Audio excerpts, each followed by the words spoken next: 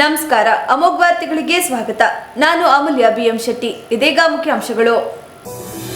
ವಿಧಾನಸಭೆಯ ನೂತನ deputy speaker ಆಗಿ ಮಂಕಾಳು ವೈದ್ಯ ಮತ್ತು ವಿಧಾನ ಪರಿಷತ್ತಿನ ನೂತನ ಉಪಸಭಾಪತಿಯಾಗಿ ನಟಿ ಉಮಾಶ್ರೀ ಆಯ್ಕೆ. ಹಾಸನ ಮಹಾನಗರ ಪಾಲಿಕೆಯಲ್ಲಿ ಲೋಕಾಯುಕ್ತ ಎಸ್ಪಿ ಭೇಟಿ. ಸಾರ್ವಜನಿಕ ದೂರುಗಳ ಬೆನ್ನಲ್ಲೇ ಅಧಿಕಾರಿಗಳಿಂದ ದಾಖಲೆಗಳ ಪರಿಶೀಲನೆ. ಕೆಪಿಎಸ್ಸಿ ಪಶು ವೈದ್ಯಾಧಿಕಾರಿ ನೇಮಕಾತಿ ಅಕ್ರಮ. ಮಾಜಿ ಅಧ್ಯಕ್ಷ ಶಿವಶಂಕರಪ್ಪ ಮನೆ ಸೇರಿ 21 ಕಡೆ ಇಡಿ ರೇಡ್. ಸೂರಜ್ ರೇವಣ್ಣಂಗೆ ಬಿಗ್ ರಿಲೀಫ್. ಎರಡನೇ ಆರೋಪಿ ಶಿವಕುಮಾರ್ ಮಾಫಿ ಸಾಕ್ಷಿ ಅರ್ಜಿ ವಜಾಗೊಳಿಸಿದ ಕೋರ್ಟ್. ವಂದೇ ಮಾತರಂನ್ನು ಕಡ್ಡಾಯ ಮಾಡಿ ರಾಷ್ಟ್ರಗೀತೆಗೆ 2ನೇ ದರ್ಜೆಗೆ ತರುವ ಪ್ರಯತ್ನ ಮಾಡಲಾಗುತ್ತಿದೆ. ಕೆಪಿಸಿಸಿ ಅಧ್ಯಕ್ಷ ಬಿಕೆ ಹರಿಪ್ರಸಾದ್ ಹೇಳಿಕೆ. ಮತ್ತು ಜಿಂಕೆ ಬೇಟೆಯಾಡುತ್ತಿದ್ದ 3 ಆರೋಪಿಗಳ ಬಂಧನ. ಬೀದರ್ ತಾಲೂಕಿನ ಚೋಡಿ ಗ್ರಾಮದ ಸುತ್ತಮುತ್ತಲಿನ ಅರಣ್ಯ ಪ್ರದೇಶದಲ್ಲಿ ಘಟನೆ. ವಾರ್ತೆಗಳ ವಿವರ. ಕರ್ನಾಟಕ ವಿಧಾನಸಭೆಯ ನೂತನ ಡೆಪ್ಯೂಟಿ ಸ್ಪೀಕರ್ ಆಗಿ ಭಟ್ಕಳ ಕ್ಷೇತ್ರದ ಶಾಸಕ ಮಂಕಾಳು ವೈದ್ಯ ಅವರು ಅವಿರೋಧವಾಗಿ ಆಯ್ಕೆಯಾಗಿದ್ದಾರೆ. ಈ ಮೂಲಕ ರಾಜ್ಯ ರಾಜಕೀಯದಲ್ಲಿ ನಡೆದ ಪ್ರಮುಖ ವಿದ್ಯಮಾನವೊಂದಕ್ಕೆ ತಾರ್ಕಿಕ ಅಂತ್ಯ ಸಿಕ್ಕಂತಾಗಿದ್ದು, ಶಾಸಕರಿಗೆ ಮಹತ್ವದ ಹುದ್ದೆಯನ್ನು ನೀಡಿ ಗೌರವಿಸಲಾಗಿದೆ. ಇತ್ತೀಚಿನ ರಾಜ್ಯ ಸಂಪುಟ ವಿಸ್ತರಣೆ ಮತ್ತು ನೂತನ ಸಚಿವರ ಸೇರ್ಪಡೆ ಸಂದರ್ಭದಲ್ಲಿ ಮಂಕಾಳು ವೈದ್ಯ ಅವರ ಹೆಸರು ಮುಂಚೂಣಿಯಲ್ಲಿ ಕೇಳಿ ಬಂದಿತ್ತು.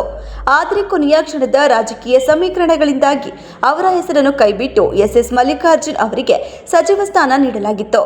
ಈ ಹಠಾತ್ ಬೆಳವಣಿಗೆಯಿಂದ ಅಸಮಾಧಾನಗೊಂಡಿದ್ದ ಮಂಕಾಳು ವೈದ್ಯ ಅವರು ಆ ಬಳಿಕ ಉಪಮುಖ್ಯಮಂತ್ರಿ ಡಿಕೆ ಶಿವಕುಮಾರ್ ಅವರನ್ನು ಖುದ್ದಾಗಿ ಭೇಟಿಯಾಗಿ ಕೊನೆ ಕ್ಷಣದಲ್ಲಿ ತಮ್ಮ ಹೆಸರು ಕೈಬಿಟ್ಟ ಕುರಿತು ಸವಿಸ್ತಾರವಾಗಿ ಚರ್ಚಿಸಿ ತಮ್ಮ ಅಸಮಾಧಾನವನ್ನು ಹೊರಹಾಕಿದ್ದಾರೆ.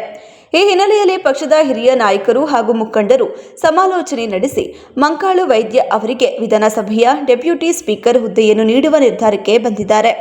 ಸಚಿವ ಸ್ಥಾನ ಕೈತಪ್ಪಿದರೂ ಇದೀಗ ಲಭಿಸಿರುವ ಈ ಸಾಂವಿಧಾನಿಕ ಹುದ್ದೆಯು ಅವರಿಗೆ ಸಿಕ್ಕ ದೊಡ್ಡ ಗೌರವವೆಂದೇ ವಿಶ್ಲೇಷಿಸಲಾಗುತ್ತಿದ್ದು, ಅವರು ಸದ್ಯದಲ್ಲೇ ಅಧಿಕೃತವಾಗಿ ಅಧಿಕಾರ ಸ್ವೀಕರಿಸಲಿದ್ದಾರೆ.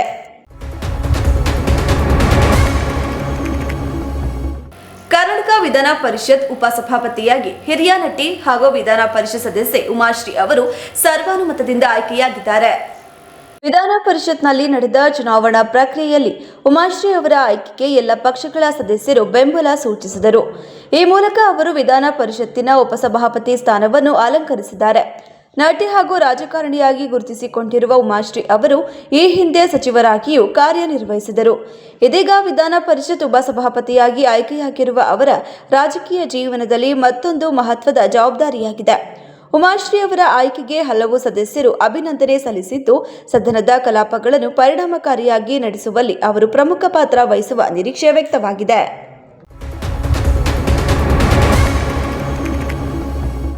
ಸಾರ್ವಜನಿಕರಿಂದ ನಿರಂತರವಾಗಿ ಕೇಳಿಬರುತ್ತಿದ್ದ ದೂರುಗಳ ಹಿನ್ನೆಲೆಯಲ್ಲಿ ಹಾಸನ ಮಹಾನಗರ ಪಾಲಿಕೆ ಕಚೇರಿಗೆ ಲೋಕಾಯುಕ್ತ ಅಧಿಕಾರಿಗಳ ತಂಡ ದಿಢೀರ್ ಭೇಟಿ ನೀಡಿ ಸಂಜೆವರೆಗೂ ಸಮಗ್ರ ಪರಿಶೀಲನೆ ನಡೆಸಿದರು. ಹಾಜರಾತಿ, ಅಧಿಕಾರಿಗಳ ಕರ್ತವ್ಯ ನಿರ್ವಹಣೆ, ಸಾರ್ವಜನಿಕ ಸೇವೆಗಳಲ್ಲಿನ ವಿಳಂಬ ಹಾಗೂ ವಿವಿಧ ಇಲಾಖೆಗಳ ಕಾರ್ಯವೈಖರಿ ಕುರಿತು ಅಧಿಕಾರಿಗಳು ಮಾಹಿತಿ ಕಲೆ ಹಾಕಿದರು. ಲೋಕಾಯುಕ್ತ ಎಸ್ಪಿ ನಂದಿನಿ ನೇತೃತ್ವದಲ್ಲಿ ಡಿವೈಎಸ್ಪಿ ಇನ್ಸ್ಪೆಕ್ಟರ್ಗಳು ಸೇರಿದಂತೆ ಹಾಸನ, ಕೊಡಗು ಹಾಗೂ ಚಾಮರಾಜನಗರ ಜಿಲ್ಲೆಯಿಂದ ಆಗಮಿಸಿದ ಅಧಿಕಾರಿಗಳು ಮತ್ತು ಸಿಬ್ಬಂದಿ ಪರಿಶೀಲನೆಯಲ್ಲಿ ಭಾಗವಹಿಸಿದರು. ಸುಮಾರು 6 ವಾಹನಗಳಲ್ಲಿ ಹೆಚ್ಚು ಅಧಿಕಾರಿಗಳು ಹಾಗೂ ಸಿಬ್ಬಂದಿ ಪಾಲಿಕೆ ಕಚೇರಿಗೆ ಆಗಮಿಸಿದ್ದು, ಏಕಕಾಲದಲ್ಲಿ ವಿವಿಧ ವಿಭಾಗಗಳಲ್ಲಿ ಪರಿಶೀಲನೆ ನಡೆಸಿದ್ದು ಗಮನ ಸೆಳೆಯಿತು. ಲೋಕಾಯುಕ್ತ ಅಧಿಕಾರಿಗಳು ಮಹಾನಗರ ಪಾಲಿಕೆ ಆಯುಕ್ತರ ಕಚೇರಿ, ಎಇಇ ಸೇರಿದಂತೆ ವಿವಿಧ ವಿಭಾಗಗಳ ಕಚೇರಿಗಳಿಗೆ ತೆರಳಿ ದಾಖಲೆಗಳು, ಕಡತಗಳು ಹಾಗೂ ಅಧಿಕಾರಿಗಳ ಕಾರ್ಯನಿರ್ವಹಣೆಗೆ ಸಂಬಂಧಿಸಿದ ಮಾಹಿತಿಯನ್ನು ಪರಿಶೀಲಿಸಿದರು. ಕೆಲವು ಕಚೇರಿಗಳ ಬಾಗಿಲುಗಳನ್ನು ಮುಚ್ಚಿಕೊಂಡು ಅಧಿಕಾರಿಗಳು ದಾಖಲೆಗಳನ್ನು ಪರಿಶೀಲಿಸುತ್ತಿರುವುದು ಕಂಡು ಬಂದಿತು. ಸಿಬ್ಬಂದಿಯ ಹಾಜರಾತಿ, ಕರ್ತವ್ಯ ನಿರ್ವಹಣೆಯ ವಿವರಗಳು ಹಾಗೂ ಸಾರ್ವಜನಿಕರಿಗೆ ಒದಗಿಸಬೇಕಾದ ಸೇವೆಗಳ ಕುರಿತು ಮಾಹಿತಿ ಸಂಗ್ರಹಿಸಲಾಯಿತು. ಸಾರ್ವಜನಿಕರಿಂದ ಬಂದಿರುವ ದೂರುಗಳನ್ನು ಆಧರಿಸಿ ಯಾವ ಹಂತದಲ್ಲಿ ವಿಳಂಬವಾಗುತ್ತಿದೆ, ಅರ್ಜಿಗಳ ವಿಲೇವಾರಿ ಹೇಗೆ ನಡೆಯುತ್ತಿದೆ ಹಾಗೂ ಸಾರ್ವಜನಿಕ ಸೇವೆ ಪಡೆಯುವ ಸಂದರ್ಭದಲ್ಲಿ ಮಧ್ಯವರ್ತಿಗಳ ಹಸ್ತಕ್ಷೇಪವಿದೆಯೇ ಎಂಬ ಬಗ್ಗೆಯೂ ಅಧಿಕಾರಿಗಳು ಮಾಹಿತಿ ಪಡೆದುಕೊಂಡರು. ಪಾಲಿಕೆ ಕಚೇರಿಗೆ ಆಗಮಿಸಿದ ಸಾರ್ವಜನಿಕರು ಲೋಕಾಯುಕ್ತ ಎಸ್ಪಿ ನಂದಿನಿ ಅವರ ಮುಂದೆ ವಿವಿಧ ಸಮಸ್ಯೆಗಳನ್ನು ಹೇಳಿಕೊಂಡರು. ವಿಶೇಷವಾಗಿ ಜನನ ಮತ್ತು ಮರಣ ಪ್ರಮಾಣ ಪತ್ರಗಳನ್ನು ಪಡೆಯಲು ವಿಳಂಬವಾಗುತ್ತಿದೆ. ಕೆಲ ಸಂದರ್ಭಗಳಲ್ಲಿ ಸಾರ್ವಜನಿಕರು ತಮ್ಮ ಕೆಲಸ ಮಾಡಿಸಿಕೊಳ್ಳಲು ಮಧ್ಯವರ್ತಿಗಳನ್ನು ಅವಲಂಬಿಸಬೇಕಾದ ಪರಿಸ್ಥಿತಿ ನಿರ್ಮಾಣವಾಗಿದೆ ಎಂದು ದೂರು ನೀಡಿದರು. ಸಾರ್ವಜನಿಕ ಸೇವೆಗಳಿಗೆ ಸಂಬಂಧಿಸಿದ ಅರ್ಜಿಗಳ ವಿಲೇವಾರಿಯಲ್ಲಿ ವಿಳಂಬ, ಅಧಿಕಾರಿಗಳು ಮತ್ತು ಸಿಬ್ಬಂದಿ ಸಾರ್ವಜನಿಕರಿಗೆ ಸ್ಪಂದಿಸುವ ರೀತಿಯಲ್ಲಿನ ಸಮಸ್ಯೆ ಸೇರಿದಂತೆ ಹಲವು ಅಹವಾಲುಗಳನ್ನು ಜನರು ಲೋಕಾಯುಕ್ತ ಅಧಿಕಾರಿಗಳ ಗಮನಕ್ಕೆ ತಂದರು. ಪಾಲಿಕೆ ಆಯುಕ್ತರು, ಎಇ ಸೇರಿದಂತೆ ವಿವಿಧ ಅಧಿಕಾರಿಗಳಿಂದ ಲೋಕಾಯುಕ್ತ ತಂಡ ಹಲವು ಮಾಹಿತಿಗಳನ್ನು ಪಡೆದುಕೊಂಡಿತ್ತು. ಸಾರ್ವಜನಿಕರಿಂದ ಬಂದಿರುವ ದೂರುಗಳ ಹಿನ್ನೆಲೆಯಲ್ಲಿ ಸಂಬಂಧಪಟ್ಟ ಕಡತಗಳು ಮತ್ತು ದಾಖಲೆಗಳನ್ನು ಪರಿಶೀಲಿಸಿ ಅಗತ್ಯ ಮಾಹಿತಿಯನ್ನು ಅಧಿಕಾರಿಗಳಿಂದ ಪಡೆದುಕೊಳ್ಳಲಾಯಿತು. ಪಾಲಿಕೆಯ ವಿವಿಧ ವಿಭಾಗಗಳಲ್ಲಿ ನಡೆಯುತ್ತಿರುವ ಕಾಮಗಾರಿಗಳು, ಸಾರ್ವಜನಿಕ ಸೇವೆಗಳ ವಿಲೇವಾರಿ, ಅಧಿಕಾರಿಗಳ ಹಾಜರಾತಿ ಹಾಗೂ ಕರ್ತವ್ಯ ನಿರ್ವಹಣೆಯ ಕುರಿತು ಪರಿಶೀಲನೆ ನಡೆಸಲಾಗಿದೆ ಎಂದು ತಿಳಿದು ಬಂದಿದೆ. ಇದರಿಂದ ಪಾಲಿಕೆ ಆವರಣದಲ್ಲಿ ಕೆಲಕಾಲ ಕುತೂಹಲದ ವಾತಾವರಣ ನಿರ್ಮಾಣವಾಗಿತ್ತು. ಸಾಮಾನ್ಯ ತಪಾಸಣೆಯ ರೀತಿಗಿಂತ ಹೆಚ್ಚಿನ ಪ್ರಮಾಣದಲ್ಲಿ ಅಧಿಕಾರಿಗಳು ಮತ್ತು ಸಿಬ್ಬಂದಿ ವಿವಿಧ ವಿಭಾಗಗಳಿಗೆ ತೆರಳಿ ದಾಖಲೆಗಳನ್ನು ಪರಿಶೀಲಿಸಿದ್ದು ವಿಶೇಷವಾಗಿತ್ತು.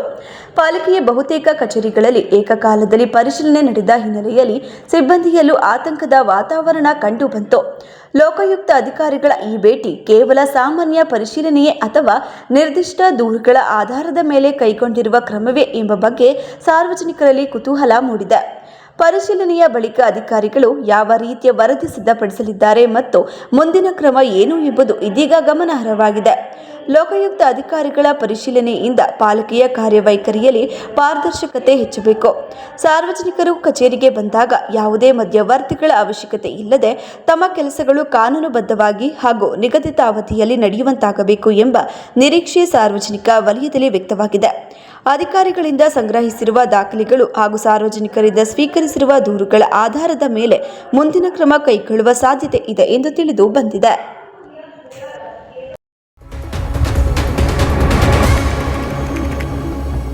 ಕರ್ನಾಟಕ ಲೋಕಸೇವಾ ಆಯೋಗ ನಡೆಸಿದ್ದ ಪಶುವೈದ್ಯಾಧಿಕಾರಿಗಳ ನೇಮಕಾತಿ ಪರೀಕ್ಷೆಯಲ್ಲಿ ಭಾರಿ ಪ್ರಮಾಣದ ಭ್ರಷ್ಟಾಚಾರ ನಡೆದಿರುವ ಆರೋಪ ಕೇಳಿ ಬಂದಿರುವುದು ಎಲ್ಲರಿಗೂ ತಿಳಿದೇ ಇದೆ. ಈ ಸಂಬಂಧ ಜಾರಿ ನಿರ್ದೇಶನಾಲಯದ ಅಧಿಕಾರಿಗಳು ಮಂಗಳವಾರ ರಾಜ್ಯಾದ್ಯಂತ ಬೃಹತ್ ಕಾರ್ಯಾಚರಣೆ ನಡೆಸಿದ್ದಾರೆ. ಕೆಪಿಎಸ್ಸಿಯಿಂದ ಅಮಾನತುಗೊಂಡಿರುವ ಮಾಜಿ ಅಧ್ಯಕ್ಷ ಶಿವಶಂಕರಪ್ಪ ಎಸ್ ಸಾಹುಕಾರ್ ಸೇರಿದಂತೆ ಹಲವು ಪ್ರಮುಖರ ಮನೆ, ಕಚೇರಿಗಳು ಹಾಗೂ ಗುಜರಾತ್ನ ಅಹಮದಾಬಾದ್ ಸೇರಿ ಒಟ್ಟು 21 ಸ್ಥಳಗಳಲ್ಲಿ ಇಡಿ ಅಧಿಕಾರಿಗಳು ಏಕಕಾಲದಲ್ಲಿ ದಾಳಿ ನಡೆಸಿ ಮಹತ್ವದ ದಾಖಲೆಗಳ ಪರಿಶೀಲನೆಯಲ್ಲಿ ತೊಡಗಿದ್ದಾರೆ. ಈ ಕೆಪಿಎಸ್ಸಿ ನೇಮಕಾತಿ ಅಕ್ರಮ ಪ್ರಕರಣಕ್ಕೆ ಸಂಬಂಧಿಸಿದಂತೆ ಇಡಿ ಅಧಿಕಾರಿಗಳು ರಾಜ್ಯದ ಹಲವೆಡೆ ದಾಳಿ ನಡೆಸುತ್ತಿದ್ದಾರೆ. ಬೆಂಗಳೂರು, ಹಾಸನ, ಚಿತ್ರದುರ್ಗ, ದಾವಣಗೆರೆ, ರಾಯಚೂರು, ಕಾರವಾರ, ಕಲಬುರಗಿ ಹಾಗೂ ಬೆಳಗಾವಿ ಜಿಲ್ಲೆಗಳಲ್ಲಿ ಬಿರುಸಿನ ಶೋಧ ಕಾರ್ಯ ನಡೆಯುತ್ತಿದೆ. ಪ್ರಮುಖವಾಗಿ ಕೆಪಿಎಸ್ಸಿ ಕೇಂದ್ರ ಕಚೇರಿ ಅಮಾನತುಗೊಂಡಿರುವ ಕೆಪಿಎಸ್ಸಿ ಮಾಜಿ ಅಧ್ಯಕ್ಷ ಶಿವಶಂಕರಪ್ಪ ಸಾಹುಕಾರ್ ನಿವಾಸ, ಆಯೋಗದ ಸದಸ್ಯೆ ಶಾಂತಾ ಹೊಸಮನಿ ಅವರ ಮನೆ ಹಾಗೂ ನೇಮಕಾತಿಯಲ್ಲಿ ಭಾಗಿಯಾಗಿದ್ದಾರೆ ಎನ್ನಲಾದ ಹಲವು ಮಧ್ಯವರ್ತಿಗಳ ನಿವಾಸಗಳ ಮೇಲೆ ಕೂಡ ಇಡಿ ಅಧಿಕಾರಿಗಳು ದಾಳಿ ಮಾಡಿದ್ದಾರೆ. ಇದರ ಜೊತೆಗೆ ಅಭ್ಯರ್ಥಿಗಳ ಉತ್ತರ ಪತ್ರಿಕೆಗಳ ಡಿಜಿಟಲ್ ಮೌಲ್ಯಮಾಪನದ ಜವಾಬ್ದಾರಿ ಹೊತ್ತಿದ್ದ ಗುಜರಾತ್ನ ಅಹಮದಾಬಾದ್ ಮೂಲದ ಎಜುಟೆಕ್ ಸೊಲ್ಯೂಷನ್ಸ್ ಪ್ರೈವೇಟ್ ಲಿಮಿಟೆಡ್ ಕಚೇರಿಯ ಮೇಲೂ ಅಧಿಕಾರಿಗಳು ದಾಳಿ ನಡೆಸಿ ಮಾಹಿತಿ ಕಲೆ ಹಾಕುತ್ತಿದ್ದಾರೆ. ಪರೀಕ್ಷೆಯಲ್ಲಿ ಅಕ್ರಮವಾಗಿ ಆಯ್ಕೆಯಾಗಿದ್ದಾರೆ ಎನ್ನಲಾದ ಕೆಲ ಅಭ್ಯರ್ಥಿಗಳ ಮನೆಗಳ ಮೇಲೂ ರೇಡ್ ನಡೆದಿದ್ದು ಅಕ್ರಮದ ಮೂಲವನ್ನು ಪತ್ತೆ ಹಚ್ಚಲಾಗುತ್ತಿದೆ. ಈ ಸಂಬಂಧ ವಿಧಾನಸೌಧ ಪೊಲೀಸ್ ಠಾಣೆಯಲ್ಲಿ ಈಗಾಗಲೇ ಹಲವು ಎಫ್ಐಆರ್ಗಳು ದಾಖಲಾಗಿದ್ದವು. ರಾಜ್ಯ ಪೊಲೀಸರ ಬಳಿ ದಾಖಲಾಗಿದ್ದ ಎಫ್ಐಆರ್ ಮಾಹಿತಿಯನ್ನು ಆಧರಿಸಿ ಇದೀಗ ಕೇಂದ್ರ ತನಿಖಾ ಸಂಸ್ಥೆ ಇಡಿ ಅಖಾಡಕ್ಕೆ ಇಳಿದು ತನ್ನ ತನಿಖೆಯನ್ನು ಚುರುಕುಗೊಳಿಸಿದೆ. ಸಿಐಡಿ ಹಾಗೂ ಇಡಿ ತನಿಖೆಯ ಉರುಳಿ ಬಿಗಿಯಾಗುತ್ತಿದ್ದಂತೆ ಪ್ರಕರಣದ ಪ್ರಮುಖ ಆರೋಪಿಯಾಗಿರುವ ಕೆಪಿಎಸ್ ಮಾಜಿ ಅಧ್ಯಕ್ಷ ಶಿವಶಂಕರಪ್ಪ ಸಾಹುಕಾರ್ ಅವರಿಗೆ ಬಂಧನದ ಭೀತಿ ಎದುರಾಗಿದೆ. ಈ ಹಿನ್ನೆಲೆಯಲ್ಲಿ ಅವರು ತಾವು ಬಂಧನಕ್ಕೊಳಗಾಗುವುದನ್ನು ತಪ್ಪಿಸಿಕೊಳ್ಳಲು ಮೊದಲಿಗೆ ಸಿಟಿ ಸಿವಿಲ್ ಕೋರ್ಟ್ಗೆ ನಿರೀಕ್ಷಣಾ ಜಾಮೀನು ಕೋರಿ ಅರ್ಜಿ ಸಲ್ಲಿಸಿದರು. ಆದರೆ ಅವರ ಮೇಲಿರುವ ಆರೋಪಗಳ ಗಂಭೀರತೆಯನ್ನು ಪರಿಗಣಿಸಿದ ನ್ಯಾಯಾಲಯವು ಅರ್ಜಿಯನ್ನು ತಿರಸ್ಕರಿಸಿತ್ತು. ಈ ಹಿನ್ನೆಲೆಯಲ್ಲಿ ಇದೀಗ ಅವರು ರಕ್ಷಣೆ ಕೋರಿ ಹೈಕೋರ್ಟ್ಗೆ ಅರ್ಜಿ ಸಲ್ಲಿಸಿದ್ದಾರೆ.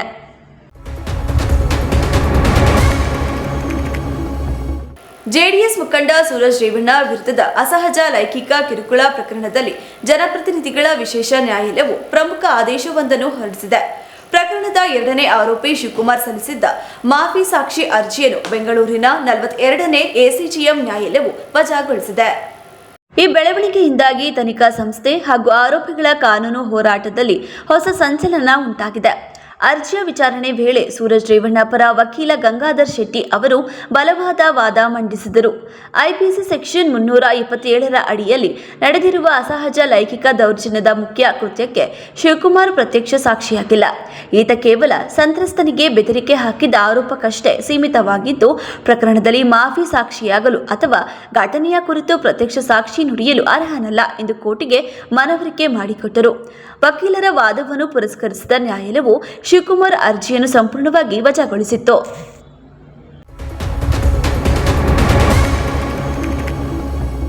ವಂದೇ ಮಾತರವನ್ನು ಕಡ್ಡಾಯ ಮಾಡಿ ರಾಷ್ಟ್ರಗೀತೆಗೆ 2ನೇ ದರ್ಜೆಗೆ ತರುವ ಪ್ರಯತ್ನ ಮಾಡಲಾಗುತ್ತಿದೆ. ನಾವು ವಂದೇ ಮಾತರಂ ವಿರುದ್ಧ ಇಲ್ಲ, ಆದರೆ ಕಾಂಗ್ರೆಸ್ ಕಾರ್ಯಕ್ರಮಗಳಲ್ಲಿ ಪೂರ್ಣಗೀತೆ ಹಾಡುವುದಿಲ್ಲ, 2 ಪ್ಯಾರಾಗಳನ್ನು ಮಾತ್ರ ಹಾಡುತ್ತೇವೆ ಎಂದು ಕೆಪಿಸಿಸಿ ಅಧ್ಯಕ್ಷ ಬಿಕೆ ಹರಿಪ್ರಸಾದ್ ಹೇಳಿದರು.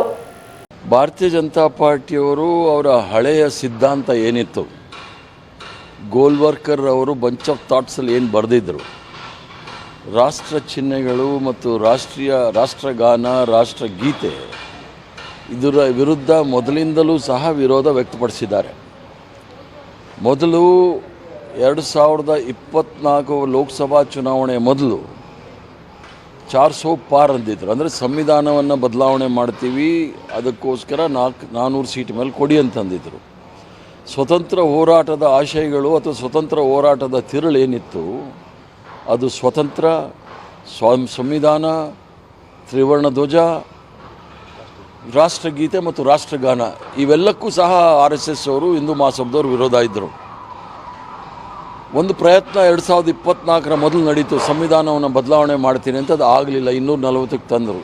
ಈಗ ರಾಷ್ಟ್ರಗೀತೆ ಏನಿದೆ, ಜನಗಣ ಮನವನ್ನು ಅದನ್ನು ಅಪಮಾನ ಮಾಡಿರ್ತಕ್ಕಂಥ ಕೆಲಸ ಭಾರತೀಯ ಜನತಾ ಪಾರ್ಟಿಯವರು ಮಾಡಿದ್ದಾರೆ. ಅದನ್ನು 2ನೇ ದರ್ಜೆಗೆ ತೆಗೆದುಕೊಂಬರ್ತಕ್ಕಂಥ ಕೆಲಸ ಮಾಡ್ತಾ ಇದ್ದಾರೆ, ಒಂದೇ ಮಾತರಮ್ನ ಮೇಲೆ ತಂದು.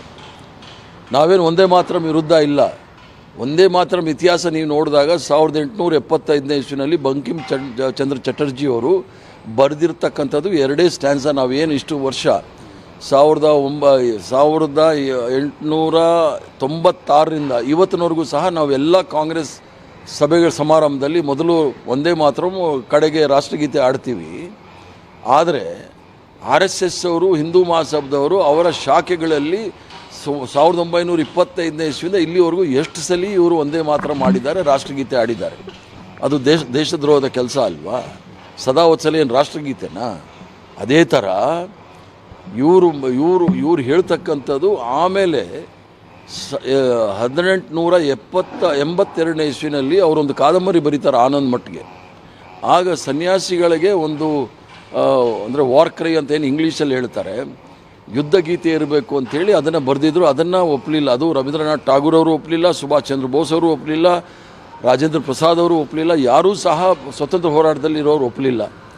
ಅದನ್ನು ಇವತ್ತು ದೇಶದಲ್ಲಿ ಏನು ಒಂದು ಸೌಹಾರ್ದ ವಾತಾವರಣವಿದೆ ಅದನ್ನು ಕೆಡಿಸ್ಲಿಕ್ಕೋಸ್ಕರ ಇದನ್ನು ಮುಂದೆ ತಂದಿಟ್ಟಿದ್ದಾರೆ. ಇದು ರಾಷ್ಟ್ರಗೀತೆಗೆ ಅಪಮಾನ ಮಾಡ್ತಕ್ಕಂಥ ಕೆಲಸ ಭಾರತೀಯ ಜನತಾ ಪಾರ್ಟಿಯವರು ಮಾಡ್ತಾರೆ. ಈಗ ವಂದೇ ಮಾತರಂ ಬಗ್ಗೆ ವಿವಾದ ಏನೇ ಇದ್ರು ಅದನ್ನು ರಾಷ್ಟ್ರಗೀತೆ ಸ್ಥಾನಮಾನವನ್ನು ಕೊಟ್ಟಿದ್ದಾರೆ. ಈಗ ಅದನ್ನು ಕಾಂಗ್ರೆಸ್ ಒಪ್ಕೊಳ್ಳುತ್ತಾ, ಹಾಡುತ್ತಾ? ಈಗ ಅವ್ರು ಕಾನೂನು ಮಾಡಿದ್ದಾರೆ, ಸರ್ಕಾರದಲ್ಲಿ ಕಾನೂನು ಮಾಡಿದ್ದಾರೆ. ನಾನೊಬ್ಬ ಪ್ರದೇಶ್ ಕಾಂಗ್ರೆಸ್ ಕಮಿಟಿ ಅಧ್ಯಕ್ಷನಾಗಿ ಕಾಂಗ್ರೆಸ್ ಸಭೆ ಸಮಾರಂಭದಲ್ಲಿ ನಾವು ಆಡೋದು 2 ಸ್ಟ್ಯಾನ್ಸಾ. 1896ನೇ ಇಸ್ವಿಯಿಂದ 2026ವರೆಗೂ ಏನು ಹಾಡ್ಕೊಂಡು ಬಂದಿದ್ದೀವಿ ಅದನ್ನೇ ನಾವು ಆಡೋದು. ಪೂರ್ಣಗೀತೆ ನಾವು ಆಡೋದಿಲ್ಲ ಕಾಂಗ್ರೆಸ್ ಸಭೆ ಸಮಾರಂಭದಲ್ಲಿ. ಅದು ನನ್ನ president of Congress party, Pradesh Congress ಅಕ್ರಮವಾಗಿ ಜಿಂಕೆ ಬೇಟೆಯಾಡುತ್ತಿದ್ದ ಆರೋಪದ ಮೇಲೆ 3 ಜನವಾಡ ಠಾಣೆ ಪೊಲೀಸರು ಬಂಧಿಸಿರುವ ಘಟನೆ ಬೀದರ್ ತಾಲೂಕಿನ ಚೋಂಡಿ ಗ್ರಾಮದ ಸುತ್ತಮುತ್ತಲಿನ ಅರಣ್ಯ ಪ್ರದೇಶದಲ್ಲಿ ನಡೆದಿದೆ. ಚೋಡಿ ಗ್ರಾಮದ ವ್ಯಾಪ್ತಿಯಲ್ಲಿ ಕೆಲವರು ಅಕ್ರಮವಾಗಿ ಜಿಂಕೆ ಬೇಟೆಯಾಡುತ್ತಿದ್ದಾರೆ ಎಂಬ ಮಾಹಿತಿ ಸ್ಥಳೀಯ ಗ್ರಾಮಸ್ಥರಿಂದ ಜನವಾಡ ಠಾಣೆ ಪೊಲೀಸರಿಗೆ ಲಭಿಸಿತ್ತು. ಮಾಹಿತಿ ಆಧರಿಸಿ ಪೊಲೀಸರು ತಕ್ಷಣ ಸ್ಥಳಕ್ಕೆ ತೆರಳಿ ಕಾರ್ಯಾಚರಣೆ ನಡೆಸಿದ್ದಾರೆ. ಪೊಲೀಸರು ಸ್ಥಳಕ್ಕೆ ಬರುತ್ತಿರುವುದನ್ನು ಗಮನಿಸಿದ 2 ಆರೋಪಿಗಳು ಅಲ್ಲಿಂದ ಪರಾರಿಯಾಗಿದ್ದಾರೆ. ಉಳಿದ 3 ಪೊಲೀಸರು ಸುತ್ತುವರೆದು ಬಂಧಿಸಿದ್ದಾರೆ. ಬಂಧಿತರಲ್ಲಿ ಹೈದರಾಬಾದ್ ಮೂಲದ 2 ಹಾಗೂ ಕಲಬುರಗಿ ಜಿಲ್ಲೆಯ ಓರ್ವ ಸೇರಿದ್ದಾರೆ ಎಂದು ತಿಳಿದು ಬಂದಿದೆ. ಹೈದರಾಬಾದ್ ಮೂಲದ ನಾಸಿರ್ ಸೇರಿದಂತೆ ಮತ್ತಿಬ್ಬರು ಆರೋಪಿಗಳು ಪರಾರಿಯಾಗಿದ್ದು ಅವರಿಗಾಗಿ ಪೊಲೀಸರು ಶೋಧ ಕಾರ್ಯ ಮುಂದುವರೆಸಿದ್ದಾರೆ. ಬೇಟೆಗೆ ಬಳಸಿದ್ದ ಬಂದೂಕು, ಕೃತ್ಯಕ್ಕೆ ಬಳಸಿದ ವಾಹನ ಹಾಗೂ ಬೇಟೆಯಾಡಲಾಗಿದ್ದ ಒಂದು ಜಿಂಕೆಯನ್ನು ಪೊಲೀಸರು ವಶಕ್ಕೆ ಪಡೆದಿದ್ದಾರೆ. ಜನವಾಡ ಪೊಲೀಸ್ ಠಾಣೆಯಲ್ಲಿ ಪ್ರಕರಣ ದಾಖಲಾಗಿದ್ದು, ಬಂಧಿತ ಆರೋಪಿಗಳ ವಿಚಾರಣೆ ಮುಂದುವರೆದಿದೆ. ಪರಾರಿಯಾಗಿರುವ ಆರೋಪಿಗಳನ್ನು ಪತ್ತೆ ಹಚ್ಚಲು ಪೊಲೀಸರು ಶೋಧ ಕಾರ್ಯ ಚುರುಕುಗೊಳಿಸಿದ್ದಾರೆ.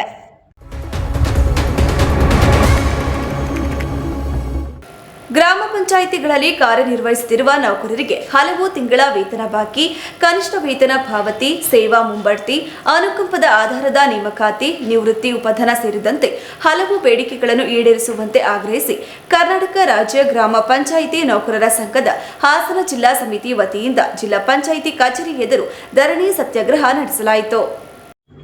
ಸಿಐಟಿಯ ಸಂಯೋಜಿತ ಕರ್ನಾಟಕ ರಾಜ್ಯ ಗ್ರಾಮ ಪಂಚಾಯಿತಿ ನೌಕರರ ಸಂಘದ ನೇತೃತ್ವದಲ್ಲಿ ನಡೆದ ಪ್ರತಿಭಟನೆಯಲ್ಲಿ ಜಿಲ್ಲೆಯ ವಿವಿಧ ಗ್ರಾಮ ಪಂಚಾಯಿತಿಗಳ ನೌಕರರು ಭಾಗವಹಿಸಿ ತಮ್ಮ ಸಮಸ್ಯೆಗಳನ್ನು ಸರ್ಕಾರ ಹಾಗೂ ಜಿಲ್ಲಾ ಪಂಚಾಯಿತಿ ಆಡಳಿತದ ಗಮನಕ್ಕೆ ತಂದರು.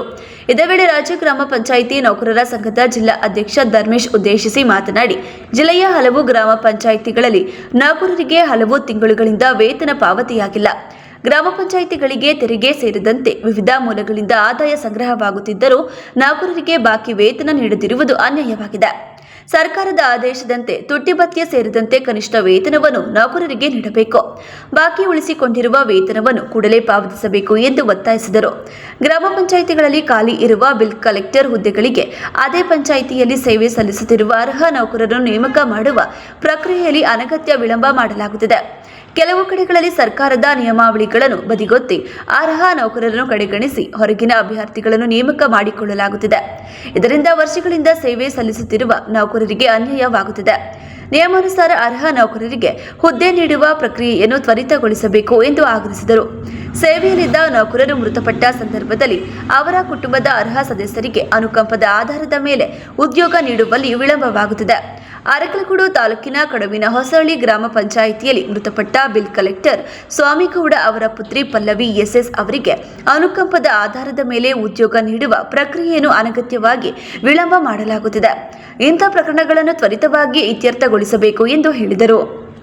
ಸಂಘ ರಾಜ್ಯ ಸಮಿತಿ ಸಿಐಟಿಗೆ ಸಂಯೋಜನೆಗೊಂಡಿರ್ತಕ್ಕಂಥ ಒಂದು ಸಂಘ ಇದು ಇವತ್ತು ಇಡೀ ಕರ್ನಾಟಕ ರಾಜ್ಯಾದ್ಯಂತ ಎಲ್ಲ ಗ್ರಾಮ ಪಂಚಾಯಿತಿಯ ನೌಕರರು ಜಿಲ್ಲಾ ಪಂಚಾಯಿತಿಗಳ ಮುಂದೆ ಸಾಂಕೇತಿಕವಾಗಿ ಪ್ರತಿಭಟನಾ ಧರಣಿ ಸತ್ಯಾಗ್ರಹವನ್ನು ಮಾಡುವ ಮುಖಾಂತರ ಸರ್ಕಾರವನ್ನು ಹಲವು ವಿಚಾರಗಳಿಗೆ ಒತ್ತಾಯ ಮಾಡ್ತಕ್ಕಂಥದ್ದು ಮತ್ತು ಸ್ಥಳೀಯ ಸಮಸ್ಯೆಗಳನ್ನ ಒತ್ತಾಯ ಮಾಡಲಿಕ್ಕೆ ಇವತ್ತಿನ ಈ ಪ್ರತಿಭಟನೆ ಹಮ್ಮಿಕೊಂಡಿದ್ದಾರೆ.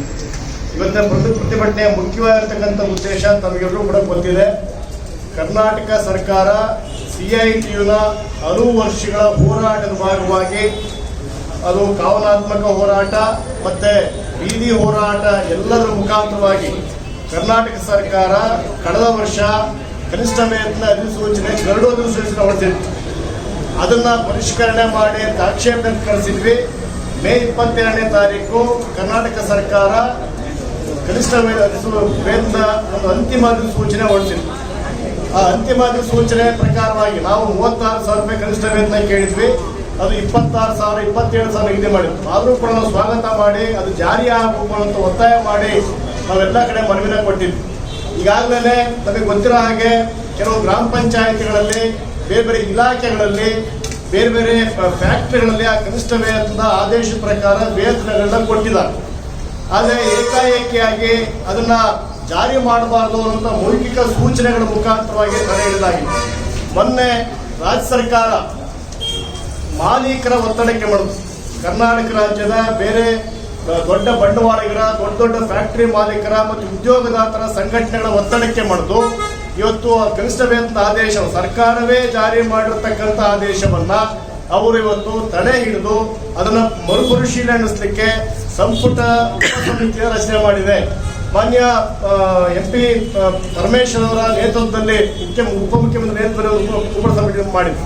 ಸೊ ವಿಷಯ ಏನಂತಂದ್ರೆ ಇವತ್ತು ಇಡೀ ಕರ್ನಾಟಕದಲ್ಲಿ ಇರ್ತಕ್ಕಂಥ ಕೋಟ್ಯಾಂತರ ಕಾರ್ಮಿಕರಿಗೆ 60,000 ಗ್ರಾಮ ಪಂಚಾಯತ್ ನೌಕರರೇ ಇದ್ದಾರೆ. ಮತ್ತು ಆ ಅಧಿಸೂಚನೆ ಪ್ರಕಾರ ಈ ರಾಜ್ಯದ ಕೋಟ್ಯಾಂತರ ಕಾರ್ಮಿಕರಿಗೆ ಅನುಕೂಲ ಆಗುತ್ತೆ. ಗುತ್ತಿಗೆ ಕಾರ್ಮಿಕರಿಗೆ ಅನುಕೂಲ ಆಗುತ್ತೆ. ಈಗ ಸರ್ಕಾರ ಇಲಾಖೆಗಳಲ್ಲಿ ಜಿಲ್ಲಾ ಪಂಚಾಯತ್ ಇರ್ಬೋದು, DC ಕಚೇರಿ ಇರ್ಬೋದು, ಬೇರೆ ಆಸ್ಪತ್ರೆ ಇರ್ಬೋದು, ಎಲ್ಲ ಹಾಸ್ಪಿಟಲ್ ಇರ್ಬೋದು, ಎಲ್ಲ ಇಲಾಖೆಗಳಿಗೆ ಕೆಲಸ ಮಾಡ್ತಕ್ಕಂಥ ಗುತ್ತಿಗೆ ಹೊರಗುತ್ತಿಗೆ ಕಾರ್ಮಿಕರಿಗೆ, ಗ್ರಾಮ ಪಂಚಾಯತ್ ನೌಕರರಿಗೆ, ಫ್ಯಾಕ್ಟರಿ ಕಾರ್ಮಿಕರಿಗೆ, ತೋಟ ಕಾರ್ಮಿಕರಿಗೆ, ಎಲ್ಲ ಕಾರ್ಮಿಕರಿಗೂ ಕೂಡ ಇವತ್ತು ಕೋಟ್ಯಾಂತರ ಕಾರ್ಮಿಕರ ಅನುಕೂಲ ಆಗುತ್ತೆ. ಅವರ ಆದಾಯದಲ್ಲಿ ಹೆಚ್ಚಳ ಆಗುತ್ತೆ. ಅವರ ಆದಾಯದಲ್ಲಿ ಹೆಚ್ಚಳ ಆದರೆ ಈ ಇಡೀ ರಾಜ್ಯದ ಆರ್ಥಿಕ ಪರಿಸ್ಥಿತಿ ಪುನಶ್ಚೇತನ ಆಗುತ್ತೆ. ಆರ್ಥಿಕ ಪರಿಸ್ಥಿತಿ ಪುನಶ್ಚೇತನ ಆಯಿತು ಅಂತಂದ್ರೆ ಕರ್ನಾಟಕದಲ್ಲಿ ಉತ್ಪಾದನೆ ಮಾಡಲಿಕ್ಕೆ ಉತ್ತೇಜನ ಸಿಗುತ್ತೆ, ಆ ಮುಖಾಂತರ ಉದ್ಯೋಗ ಸಿಗುತ್ತೆ. ಇಷ್ಟೊಂದು ಹಲವಾರು ಸಾಧ್ಯತೆಗಳಿರ್ತಕ್ಕಂಥ ಒಂದು ಅಧಿಸೂಚನೆಯನ್ನ ಸರ್ಕಾರ ಇಡೀ ಕರ್ನಾಟಕ ರಾಜ್ಯದ ಕಾರ್ಮಿಕರ ಮನಸ್ಥಿತಿಗೆ ವಿರುದ್ಧವಾಗಿ ಅದನ್ನ ತಡೆ ಹಿಡಿದಿರ್ತಕ್ಕಂಥದ್ದು ಅತ್ಯಂತ ಖಂಡನೀಯ. ಧರಣಿಯಲ್ಲಿ ಕರ್ನಾಟಕ ರಾಜ್ಯ ಗ್ರಾಮ ಪಂಚಾಯಿತಿ ನೌಕರರ ಸಂಘದ ಜಿಲ್ಲಾ ಪ್ರಧಾನ ಕಾರ್ಯದರ್ಶಿ ಕೆಟಿ ಹೊನ್ನೇಗೌಡ, ಜಿಲ್ಲಾ ಖಜಾಂಚಿ ಕುಮಾರಸ್ವಾಮಿ, ಅರವಿಂದ್ ಸೇರಿದಂತೆ ಜಿಲ್ಲೆಯ ವಿವಿಧ ಗ್ರಾಮ ಪಂಚಾಯಿತಿಗಳ ನೌಕರರು ಹಾಗೂ ಸಂಘದ ಪದಾಧಿಕಾರಿಗಳು ಭಾಗವಹಿಸಿದರು.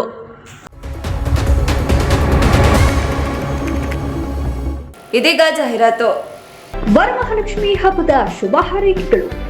ನಿಮ್ಮ ನೆಚ್ಚಿನ ವಿಜಯ್ ಸಿಲ್ವರ್ ಪ್ಯಾಲೇಸ್ನಲ್ಲಿ ಆರಂಭವಾಗಿದೆ ಹಬ್ಬದ ವಿಶೇಷ ಕೊಡುಗೆಗಳು, ವಿಶೇಷ ಆಫರ್ಗಳು. ಬೆಳ್ಳಿಯ ವಸ್ತುಗಳ ಮೇಲೆ ಮೇಕಿಂಗ್ ಚಾರ್ಜಸ್ ಇಲ್ಲ.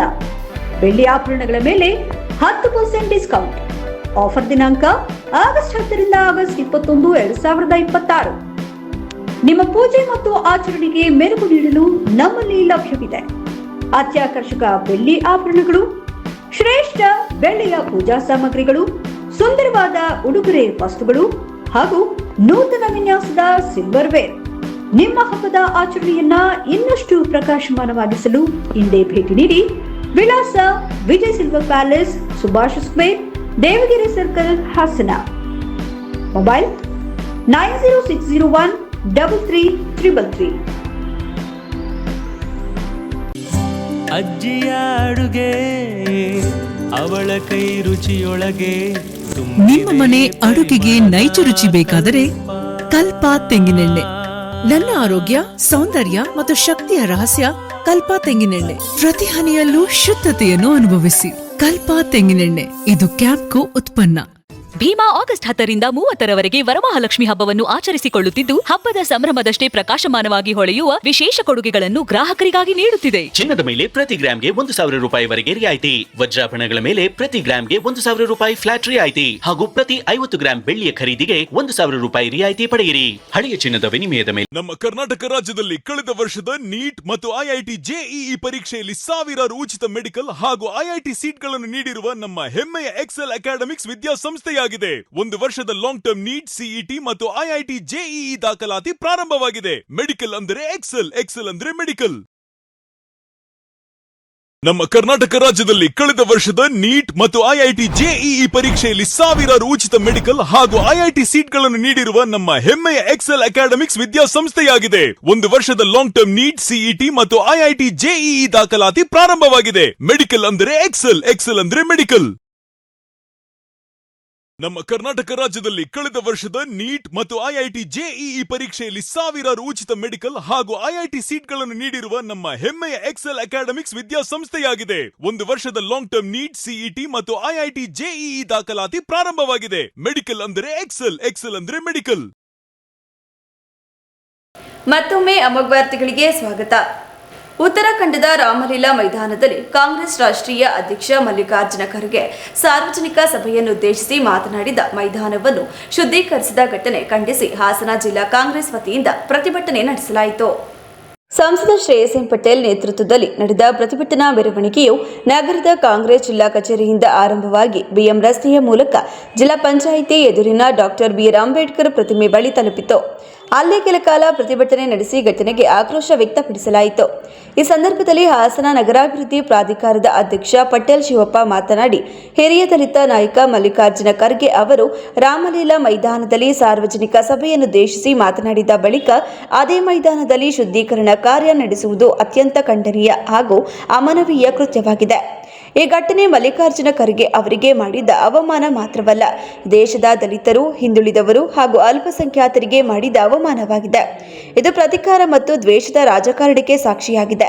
ದಲಿತ ನಾಯಕರು ಹಾಗೂ ಸಂವಿಧಾನಕ್ಕೆ ಅವಮಾನವಾಗುವಂತಹ ಕೃತ್ಯಕ್ಕೆ ಕಾರಣರಾದವರ ವಿರುದ್ಧ ಕಾನೂನು ಕ್ರಮ ಕೈಗೊಳ್ಳಬೇಕು ಎಂದು ಹೇಳಿದರು. ಕಾಂಗ್ರೆಸ್ ಅಧ್ಯಕ್ಷರಾದ ಲಕ್ಷ್ಮಣ್ ರವರ ನೇತೃತ್ವದಲ್ಲಿ ಹಾಗೂ ಕಾರ್ಯಾಧ್ಯಕ್ಷರಾದ ನಮ್ಮ ಶಶಣ್ಣವರ ನೇತೃತ್ವದಲ್ಲಿ ಪಕ್ಷದ ಎಲ್ಲ ಪದಾಧಿಕಾರಿಗಳು ಸಾಂಕೇತಿಕವಾದ ಪ್ರತಿಭಟನೆಯನ್ನು ಏನು ರಾಮಲೀಲಾ ಮೈದಾನದಲ್ಲಿ ಖರ್ಗೆ ಅವರಿಗೆ ಅವಮಾನವನ್ನು ಮಾಡಿದ್ರು, ಶುದ್ಧೀಕರಣ ಮಾಡಲಿಕ್ಕೆ ಹೋಯಿದ್ರು. ಅದನ್ನು ಪ್ರಶ್ನಿಸಿ ಭಾರತ ದೇಶಾದ್ಯಂತ ಎಲ್ಲರೂ ಸಹಿತ ಪ್ರತಿಭಟನೆಯನ್ನು ಮಾಡ್ತಾಯಿದ್ದೀವಿ. ನಾವು ಇವತ್ತು ಪ್ರಶ್ನೆ ಮಾಡ್ತಾಯಿದ್ದೀವಿ, ಇವತ್ತು ನೀರು ತಂದಂಥವ್ರು ಯಾರು? ಭಗೀರಥ ಯಾರು? ಹಿಂದುಳಿದ ವರ್ಗ. ಇಂಥ ನೀರು ತಂದಂಥವ್ರಿಗೆ ನಮ್ಮ ನೀರನ್ನೇ ತಗೊಂಡು ನಮಗೆ ಶುದ್ಧೀಕರಣ ನೀವು ಮಾಡ್ತಾಯಿದ್ದೀರಾ? ಎಷ್ಟು ಸರಿ ಇದು? ಸ್ವತಂತ್ರ ಬಂದು 80 ವರ್ಷ ಆದರೂ ಈ ಅಹಿಂದ ವರ್ಗದವ್ರನ್ನ ಈ ರೀತಿ ಕಾಣ್ತಾ ಇದ್ದೀರಲ್ಲ ನೀವು, ಇದು ಎಷ್ಟು ಸರಿ? ನಾವೆಲ್ಲ ನಮ್ಮ ಅಹಿಂದ ವರ್ಗ ನಿಮಗೆ ಮತ ಕೊಟ್ಟಿಲ್ವಾ? ಇಷ್ಟೆಲ್ಲ ಮತ ಕೊಟ್ಟಿದ್ರು, ನೀವು ಯಾಕೆ ಖರ್ಗೆ ಅವರು ಏನು ಮಾತಾಡಿದ್ರು ಆ ಜಾಗವನ್ನು ಶುದ್ಧೀಕರಣ ಮಾಡಿದ್ದೀರಾ? ಸ್ವತಂತ್ರ ಬಂದು 80 ವರ್ಷಗಳು ಕಳೆದರೂ ಸಹಿತ ನಮಗೆ ಬ್ರಿಟಿಷರ ಗುಲಾಮಗಿರಿಯಿಂದ ಮುಕ್ತಿ ಸಿಕ್ಕಿ ಇನ್ನು ಜಾತಿ ವ್ಯವಸ್ಥೆಯಿಂದ ನಮಗಿನ್ನೂ ಮುಕ್ತಿ ಸಿಕ್ಕಿಲ್ವಾ? ಆಯಿತು, ಆ ಮುಕ್ತಿ ಸಿಕ್ಕದಾದರೂ ಯಾವಾಗ? ಜಾತಿ ವ್ಯವಸ್ಥೆಯಿಂದ ಇನ್ನೂ ಸಹ ನಮಗೆ ಮುಕ್ತಿ ಸಿಕ್ಕಿಲ್ಲ ಅಂತಕ್ಕಂಥದ್ದನ್ನು ನೀವು ಸಾಬೀತು ಮಾಡಿದ್ದೀರಾ. ಎಷ್ಟು ವರ್ಷಗಳು ನಾವಿನ್ನೂ ಮಾನ, ಅಪಮಾನ, ಅವಮಾನ, ಗುಲಾಮಗಿರಿದಿರ್ತಕ್ಕಂಥದ್ದು ಎಷ್ಟು ವರ್ಷ ಸಹಿಸೋದು? ಒಬ್ಬ ACC ಅಧ್ಯಕ್ಷ, ಕಾಂಗ್ರೆಸ್ ಪಕ್ಷದ ದೊಡ್ಡ ನಾಯಕ, ಇಂಥವ್ರಿಗೆ ನೀವು ಶುದ್ಧೀಕರಣ ಮಾಡಿದ ಮೇಲೆ ಇಲ್ಲಿ ಸಾಮಾನ್ಯ ಜನದ ಶುದ್ಧೀಕರಣ ಯಾವ ಮಟ್ಟಕ್ಕಾಗುತ್ತೆ?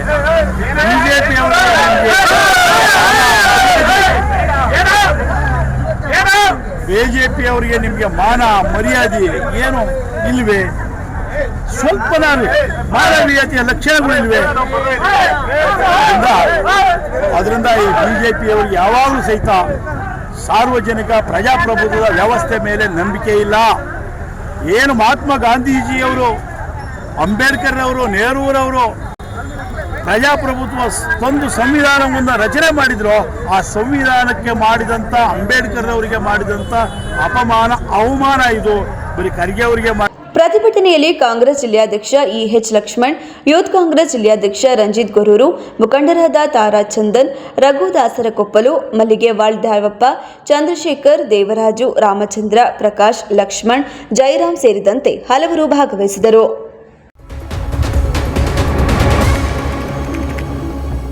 ಮುಂಗಾರು ಮಳೆ ಕೈಕೊಟ್ಟ ಪರಿಣಾಮ ರಾಜ್ಯದ ಹಲವು ಜಿಲ್ಲೆಗಳಲ್ಲಿ ಕೃಷಿ ಚಟುವಟಿಕೆಗಳು ಸ್ಥಗಿತಗೊಳ್ಳುವ ಹಂತ ತಲುಪಿದ್ದು, ರೈತರ ಬದುಕು ಆತಂಕದ ಅಂಚಿನಲ್ಲಿದೆ.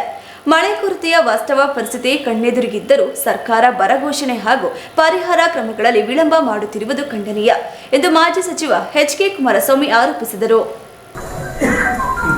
ಏಪ್ರಿಲ್, ಮೇ, ಜೂನ್ 3 ತಿಂಗಳು ಸತತವಾಗಿ ಮಳೆ ಬರಲಿಲ್ಲ. 60% ಮಳೆ ಕೊರತೆಯಾಗಿದೆ ಅಂತ ಸರ್ಕಾರವೇ ವರದಿ ಕೊಟ್ಟಿದೆ.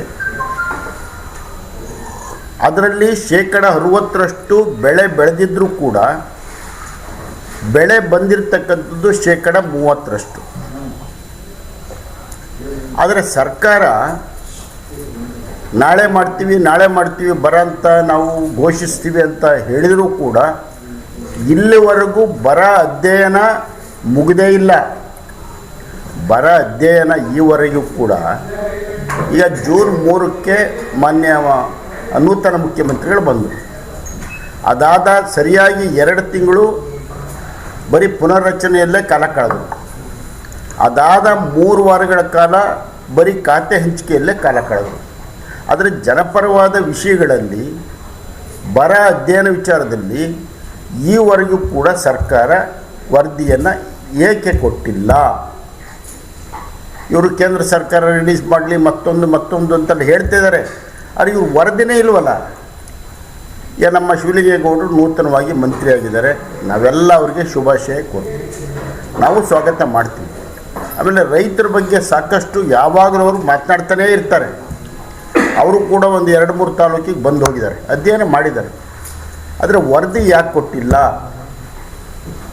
ಈ ವಿಷಯದಲ್ಲಿ ಸರ್ಕಾರಕ್ಕೆ ಕಾಳಜಿ ಇಲ್ಲ, ರೈತರ ಬಗ್ಗೆ ಕಾಳಜಿ ಇಲ್ಲ. ಆಯಿತು, ಆಮೇಲೆ ಜುಲೈ ಲಾಸ್ಟ್ ವೀಕ್ನಿಂದ ಸ್ವಲ್ಪ ಮಳೆ ಬರೋಕ್ಕೆ ಪ್ರಾರಂಭ ಆಗಿದೆ. 3/4 ಡ್ಯಾಮ್ಗಳು ತುಂಬಿದ್ದಾವೆ. ನಾಲೆಗಳಿಗೆ ನೀರು ಬಿಡ್ತಾ ಇಲ್ಲ, ಕುಡಿಯೋದಕ್ಕೆ ನೀರಿಲ್ಲ, ಜಮೀನುಗಳಿಗೆ ನೀರಿಲ್ಲ. ನಾವು ಮೊದಲಿಂದಲೂ ಹೇಳ್ತಾ ಇದ್ದೀವಿ, ಈಗ ಪ್ರಾರಂಭ ನೀರು ಕನಿಷ್ಠ ಶೇಖರಣೆ ಆದಮೇಲಾದರೂ ನಮಗೆ ನೀರನ್ನು ಬಿಡುಗಡೆ ಮಾಡಿ ಅಂತ ನಾವು ಹೇಳ್ತಾ ಇದ್ದೀವಿ. ಈಗ ನಿನ್ನೆಯಿಂದ ನೀರು ಬಿಡೋದಕ್ಕೆ ಸ್ವಲ್ಪ ಪ್ರಾರಂಭ ಮಾಡಿದ್ದಾರೆ. ಈಗ ಅದು ನಾಲೆಗಳಿಗೆ ಹರಿಬೇಕಾದ್ರೆ ವಾರ ಬೇಕು, ಬೇಗ ಏನು ನೀರು ಬರಲ್ಲ. ಮೇವಿಲ್ಲ ದನಕರುಗಳಿಗೆ, ಕುಡಿಯೋದಕ್ಕೆ ನೀರಿಲ್ಲ, ಜನರಿಗೂ ಕುಡಿಯೋಕ್ಕೆ ನೀರಿಲ್ಲ, ವಿದ್ಯುತ್ ಇಲ್ಲ. ಸರ್ಕಾರ ಬರವನ್ನು ನಿವಾರಿಸೋದ್ರಲ್ಲಿ ಸಂಪೂರ್ಣ ವಿಫಲ ಆಗಿದೆ. ಬೆಳೆ ವಿಮೆ ಇಲ್ಲ, ಇದರಲ್ಲಿ ಇರೋ ಬೆಳೆಗೂ ಕೂಡ ವಿಮೆ ಕೊಡ್ತಾ ಇಲ್ಲ, ಅದನ್ನು ನಿಗದಿಪಡೋದ್ರಲ್ಲಿ ವಿಫಲ ಆಗಿದೆ. ಇವಾಗ ಹೊಸದಾಗಿ ಈ ಸಮಸ್ಯೆಗಳು ಹುಟ್ಕೊಂಡಿವೆ. ಅದಕ್ಕೆ ನಾನು ಸರ್ಕಾರವನ್ನು ಒತ್ತಾಯ ಮಾಡ್ತೇನೆ, ತಕ್ಷಣ ನೀವು ರಾಜ್ಯದಲ್ಲಿ ಯಾವ್ಯಾವ ಜಿಲ್ಲೆ, ಯಾವ್ಯಾವ ತಾಲೂಕುಗಳು, ಕ್ಷೇತ್ರಗಳು ಬರ ಪೀಡಿತ ಅಂತ ಘೋಷಣೆ ಮಾಡಬೇಕು. ಬರ ಪರಿಹಾರ ಕಾಮಗಾರಿಗಳನ್ನು ಪ್ರಾರಂಭ ಮಾಡಬೇಕು. ಪತ್ರಿಕಾಗೋಷ್ಠಿಯಲ್ಲಿ ಜೆಡಿಎಸ್ ಪಕ್ಷದ ಮುಖಂಡರಾದ ಸತೀಶ್, ರಂಗಸ್ವಾಮಿ, ಸಮೀರ್, ರಘು ಹೊಂಗೆರೆ ಇತರರು ಉಪಸ್ಥಿತರಿದ್ದರು. ಗ್ರಾಮೀಣ ಕೃಷಿ ಕಾರ್ಯಾನುಭವ ಶಿಬಿರದಲ್ಲಿರುವ ಹಾಸನದ ಕೃಷಿ ಮಹಾವಿದ್ಯಾಲಯದ ಅಂತಿಮ ವರ್ಷದ ವಿದ್ಯಾರ್ಥಿಗಳು ಚನ್ನರಾಯಪಟ್ಟಣ ತಾಲೂಕಿನ ಚೌಡಹಳ್ಳಿ ಗ್ರಾಮದ ಸರ್ಕಾರಿ ಕಿರಿಯ ಪ್ರಾಥಮಿಕ ಶಾಲೆಯಲ್ಲಿ ಸ್ವಾತಂತ್ರ್ಯ ದಿನಾಚರಣೆ ಕಾರ್ಯಕ್ರಮವನ್ನು ಆಚರಣೆ ಮಾಡಿದರು. ಈ ಕಾರ್ಯಕ್ರಮದಲ್ಲಿ ಸರ್ಕಾರಿ ಶಾಲೆಯ ಮುಖ್ಯೋಪಾಧ್ಯಾಯರು ಆದ ಶಶಿಕಲಾ ಅವರು ಕಾರ್ಯಕ್ರಮ ಕುರಿತು ಮಾತುಗಳನ್ನು ಆಡಿದರು ಮತ್ತು ಗ್ರಾಮ ಪಂಚಾಯಿತಿಯ ಅಧ್ಯಕ್ಷರು, ಶಾಲೆಯ ಎಸ್ಡಿಎಂಸಿ ಅಧ್ಯಕ್ಷರು ಹಾಗೂ ಸದಸ್ಯರು ಉಪಸ್ಥಿತರಿದ್ದು ಮತ್ತು ಶಾಲೆಯ ವಿದ್ಯಾರ್ಥಿಗಳು, ಕೃಷಿ ಕಾಲೇಜಿನ ವಿದ್ಯಾರ್ಥಿಗಳು, ಗ್ರಾಮಸ್ಥರು ಸೇರಿ ಕಾರ್ಯಕ್ರಮವನ್ನು ಯಶಸ್ವಿಗೊಳಿಸಿದರು.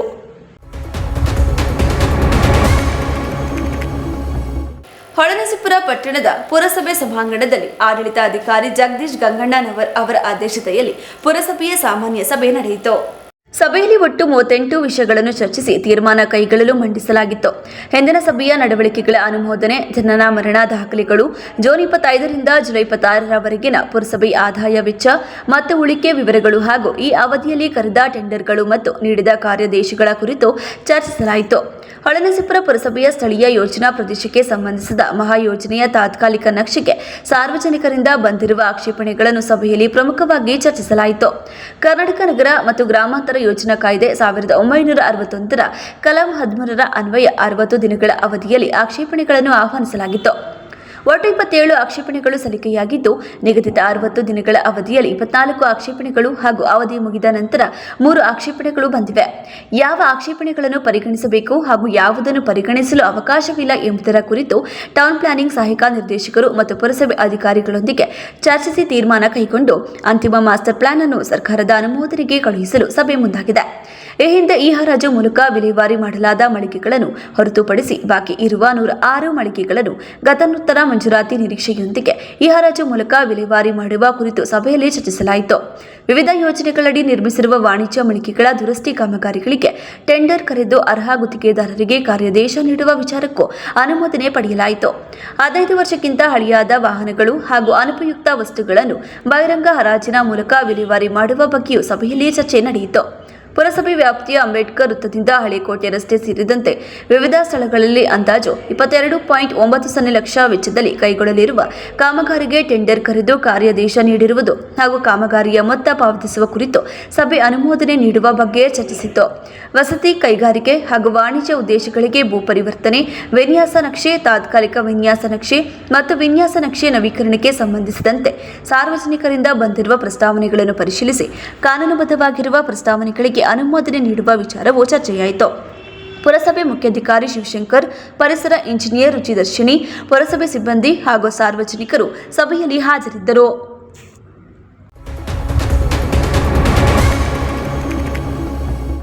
ಕೊನೆಯಲ್ಲಿ ಮತ್ತೊಮ್ಮೆ ಮುಖ್ಯಾಂಶಗಳು. ವಿಧಾನಸಭೆಯ ನೂತನ ಡೆಪ್ಯೂಟಿ ಸ್ಪೀಕರ್ ಆಗಿ ಮಂಕಾಳು ವೈದ್ಯ ಮತ್ತು ವಿಧಾನ ಪರಿಷತ್ತಿನ ನೂತನ ಉಪಸಭಾಪತಿಯಾಗಿ ನಟಿ ಉಮಾಶ್ರೀ ಆಯ್ಕೆ. ಹಾಸನ ಮಹಾನಗರ ಪಾಲಿಕೆಯಲ್ಲಿ ಲೋಕಾಯುಕ್ತ ಎಸ್ಪಿ ಭೇಟಿ, ಸಾರ್ವಜನಿಕ ದೂರುಗಳ ಬೆನ್ನಲ್ಲೇ ಅಧಿಕಾರಿಗಳಿಂದ ದಾಖಲೆಗಳ ಪರಿಶೀಲನೆ. ಕೆಪಿಎಸ್ಸಿ ಪಶು ವೈದ್ಯಾಧಿಕಾರಿ ನೇಮಕಾತಿ ಅಕ್ರಮ, ಮಾಜಿ ಅಧ್ಯಕ್ಷ ಶಿವಶಂಕರಪ್ಪ ಮನೆ ಸೇರಿ 21 ಕಡೆ ಇಡಿ ರೇಡ್. ಸೂರಜ್ ರೇವಣ್ಣಂಗೆ ಬಿಗ್ ರಿಲೀಫ್, 2ನೇ ಆರೋಪಿ ಶಿವಕುಮಾರ್ ಮಾಫಿ ಸಾಕ್ಷಿ ಅರ್ಜಿ ವಜಾಗೊಳಿಸಿದ ಕೋರ್ಟ್. ವಂದೇ ಮಾತರಂನ್ನು ಕಡ್ಡಾಯ ಮಾಡಿ ರಾಷ್ಟ್ರಗೀತೆಗೆ 2ನೇ ದರ್ಜೆಗೆ ತರುವ ಪ್ರಯತ್ನ ಮಾಡಲಾಗುತ್ತಿದೆ, ಕೆಪಿಸಿಸಿ ಅಧ್ಯಕ್ಷ ಬಿಕೆ ಹರಿಪ್ರಸಾದ್ ಹೇಳಿಕೆ. ಮತ್ತು ಜಿಂಕೆ ಬೇಟೆಯಾಡುತ್ತಿದ್ದ 3 ಆರೋಪಿಗಳ ಬಂಧನ. ಬೀದರ್ ತಾಲೂಕಿನ ಚೋಡಿ ಗ್ರಾಮದ ಸುತ್ತಮುತ್ತಲಿನ ಅರಣ್ಯ ಪ್ರದೇಶದಲ್ಲಿ ಘಟನೆ. ಮುಂದಿನ ವಾರ್ತಾ ಪ್ರಸಾರದೊಂದಿಗೆ ಮತ್ತೆ ಭೇಟಿಯಾಗೋಣ. ವಂದನೆಗಳು.